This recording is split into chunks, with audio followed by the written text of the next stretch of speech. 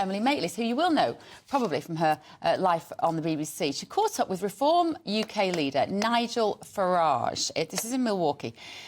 Just have a little look at this exchange. Let us know what you think. I thought you were giving all your time to Clacton now as its newest MP.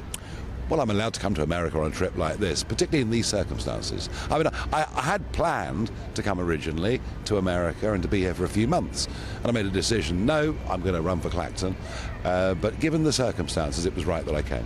Because at one point you said you wouldn't be running in Clacton because you wanted to give your time to the US, but now you are the new Clacton MP, but are here in the US just, what, 2 weeks after getting elected? Because this feels more exciting?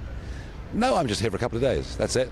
That's it. I'll be back at the weekend. And no, I mean, look, what happened on Saturday was, could have been the most disastrous event.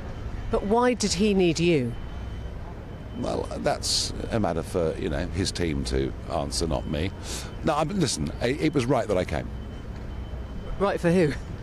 It was the right thing to do. I have friends. I don't know whether you do or not. Maybe you don't, but I have friends, and when they're in having a tough time, it's right to go and support them. And is that the sense you've got, that he's having a tough time right now?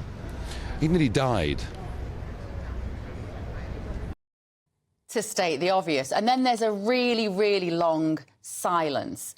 And then she said, is he having a tough time at the moment? Again. And Nigel Farage said, he nearly died. I mean, he nearly had his head blown off. Could you imagine the course of the US and the world today if that happened? I mean, some people have responded to that clip online saying, hilarious, nicely played, Emily Maitlis.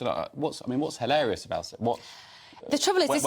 Where's the gotcha? And this is what's going to happen to Nigel Farage, now that he is an MP, is that he will, every time he steps foot outside of Clacton, there's going to be somebody like Emily Maitlis with a gotcha question, trying to cast him as something, actually, frankly, that I don't think he is. And you can see there from Nigel, I don't know what you thought, Ben, but it's his typical honesty. He's just trying to give a really straight answer. He's not up to any sort of mischief. Like, she's digging for something that just, frankly, is not there. And there's this narrative building around Nigel that, he shouldn't be doing this or shouldn't be doing that because he should be focusing his attention on his constituents in Clacton.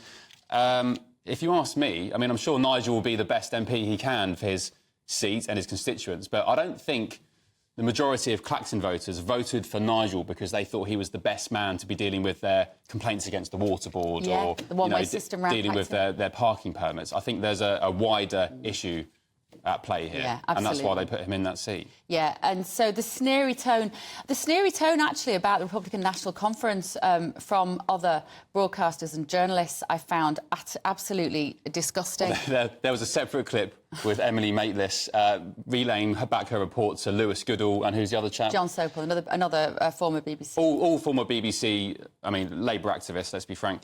And she's saying, I just don't understand, it's all cult-like behaviour, these people, I mean, ex-celebrities who are trying to revive their careers like Russell Brand. So, sorry, Russell Brand's got 8 or 9 million subscribers on Rumble and YouTube or wherever he hosts his show. He's probably earning more money now than he ever has before. It just showed for me the way that, I'd say, the political left, the broadcast left, are sneering at that event is the distinction between those people who are out of touch with the people that J.D. Vance appeals to, the real people, the working people, the Rust Belt, as he calls it in America. We might call it the Red Wall, the working people. I don't like those terms. I think they're a little bit reductive. But just, do you know what it is? It's just not the little Westminster elite. No. It's not Emily Maitlis's little dinner party set who like to walk around, art gallery openings on a Wednesday night in Westminster. It's just not those people, and that's OK. And when you hear broadcasters like that just be so detached, I'm just glad we have us. Instead of sneering at these people, why don't you try and work out why this momentum is building? Who knows? Ask why.